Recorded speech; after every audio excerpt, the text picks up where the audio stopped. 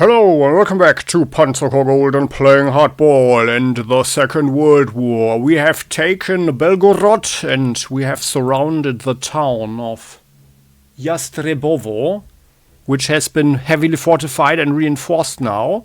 And I think we could actually use this opportunity to give our units some extra experience. Unfortunately, by killing units, we are not getting any prestige or so, although we might have a chance maybe to make them surrender. I think that might be a good thing.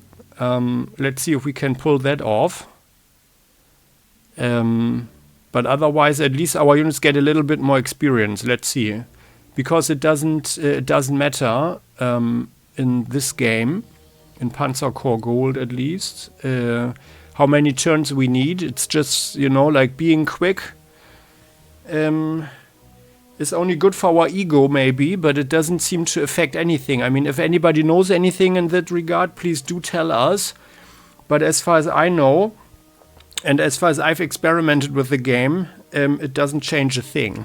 Yeah, contrary to the old Panzer General, and I liked the old concept way better actually. That you got more prestige when finishing a mission early. Yeah. With the decisive victory, of course.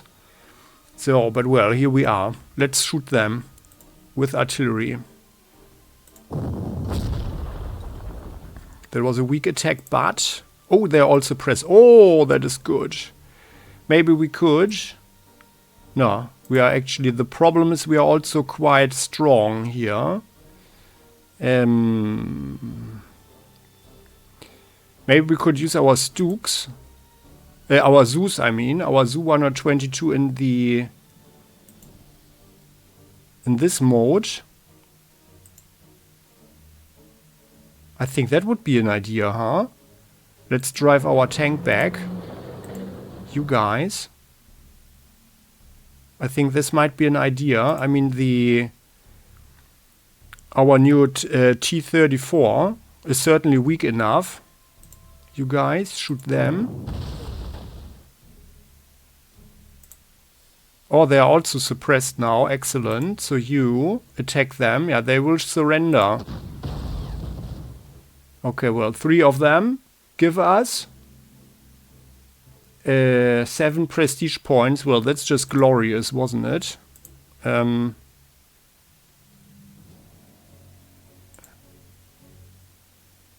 however,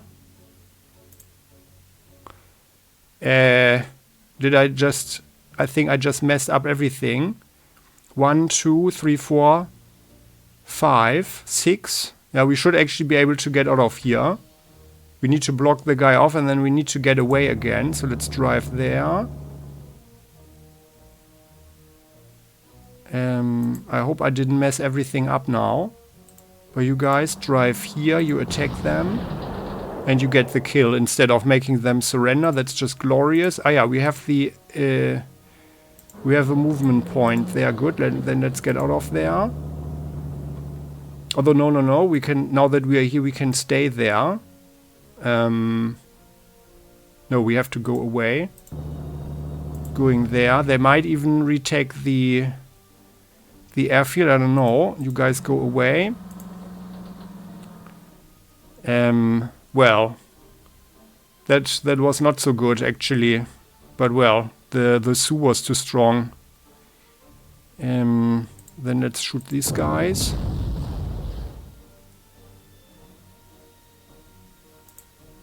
Five suppressed. Then let's have an attack here. Oh, yeah.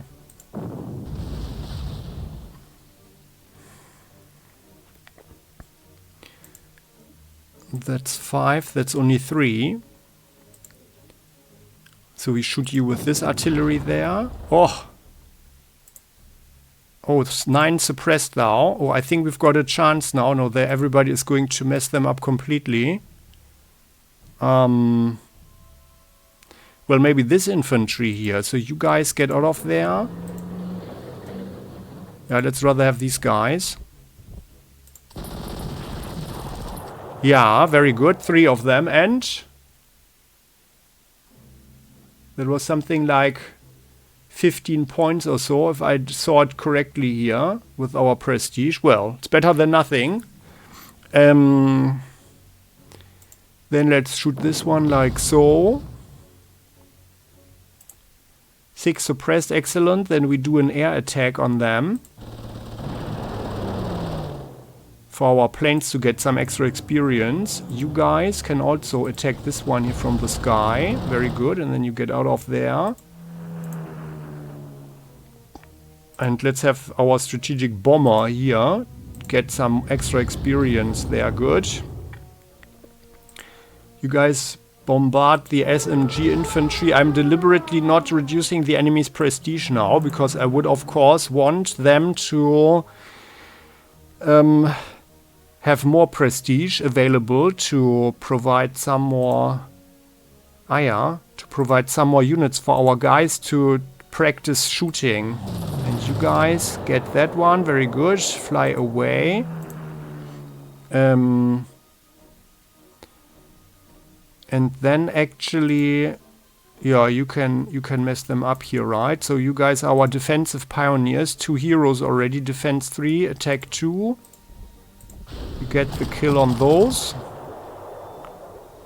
And then we can just pound them some more. And reduce them. And this Sioux can also get a hit. Good. And do we have a plane to attack you guys? Yeah, let's do that. No effect, but it's fine. You guys fly here. And we've got one plane here. And... yeah, we can just stay here actually. The infantry can go here. So if they are requisitioning a new unit, they cannot attack. So of course I'm exploiting the game a little bit now. But well, I hope you can forgive. Like, this is literally a little bit cheating, I find. On the other hand, well, I don't feel too guilty about it. You guys drive here this way. So, and this way our guys get a little bit of extra experience. You drive there. I wonder what happens. Like, if they... well, they will requisition someone, but I think they are starting here possibly. Maybe they are smart and provide more cheaper units all around and retake this one then. Let's see how that works. Oh yeah, and this tiger can go there. So, and well, the ring of besieging has closed around them. You guys go here. You go there. And you guys go here. Someone could actually... ah yeah, you guys get new ammo. Well, and they never got a shot there, but it's fine. You get more ammo. And it looks like they are actually surviving for one more turn. Yeah, okay. And then you guys can actually also get a little bit closer here. You drive there. Maybe... oh, no, okay. No. Let's do it here. You guys are in the way. Let's drive them here. You go there. We might be able to trap someone else. Oh yeah, and we've got one plane there. Depending on what they get. Okay. Yeah, like so. I mean, let's imagine they had a lot of materials in their factories in that town, and we just give them the chance to push them out. So we recall there were actually situations like that with the T-34. So, for example, in Stalingrad, I remember that they produced so many of them, yeah, and so quickly that they didn't have scopes or anything like the target optics.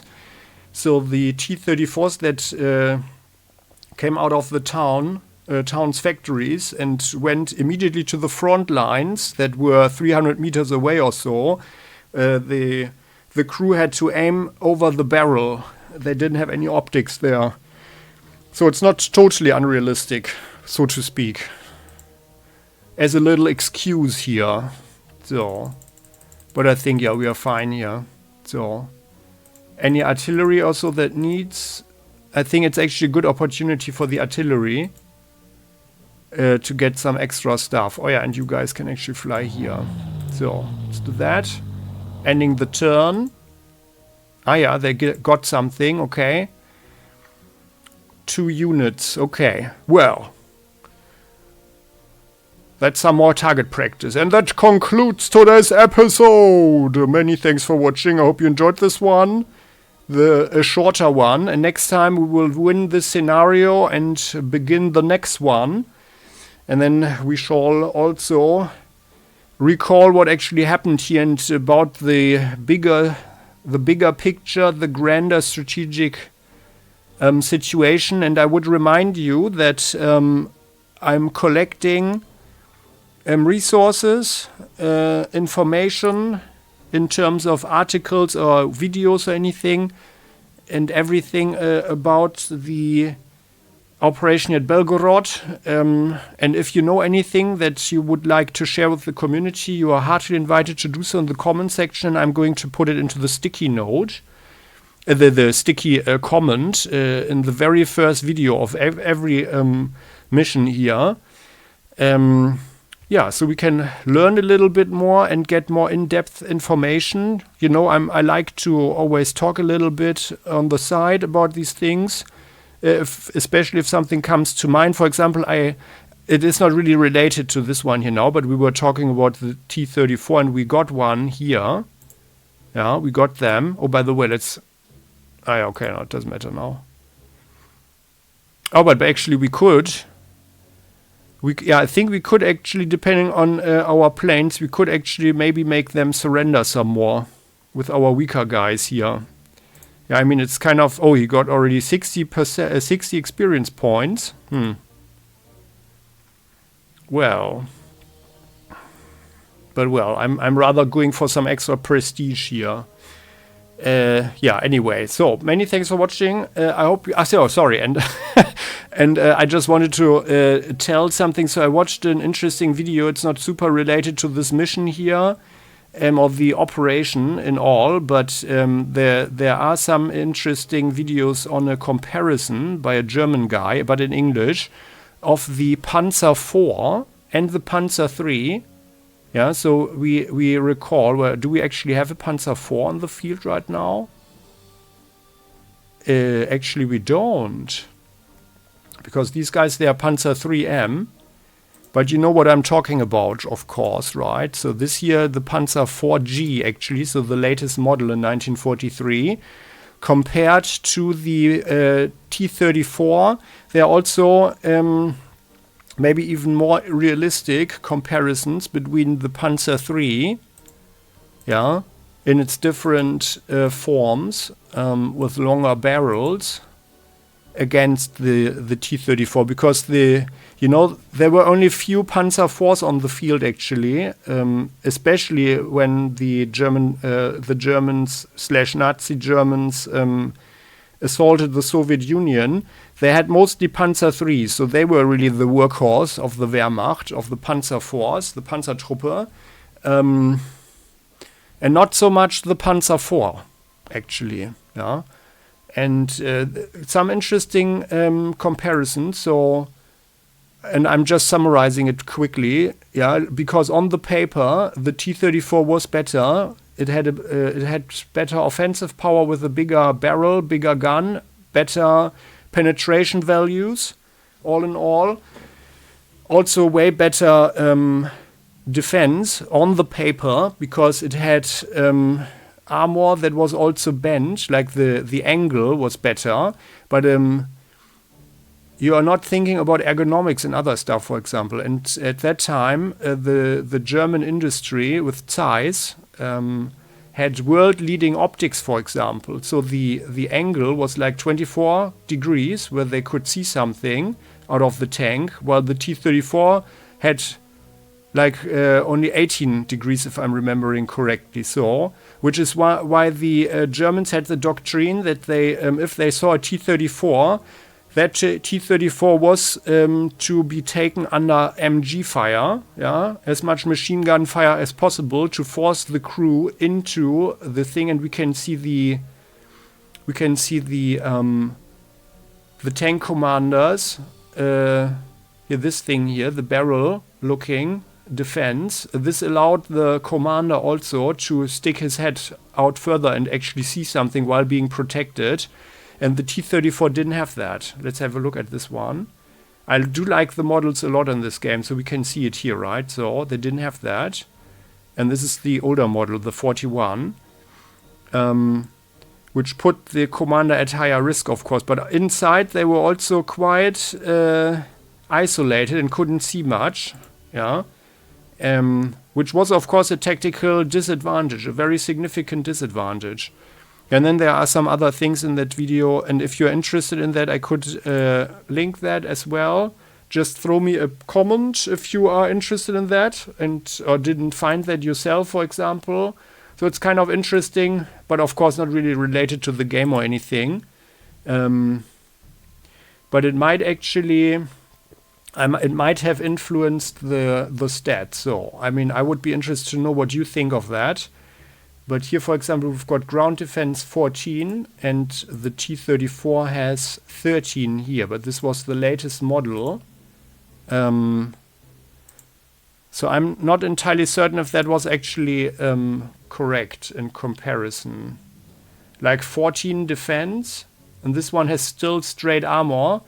So they had rolled armor, which was in itself better, but as we can see, rather sharp angles, which was an advantage for the crew, so they had some more space in there.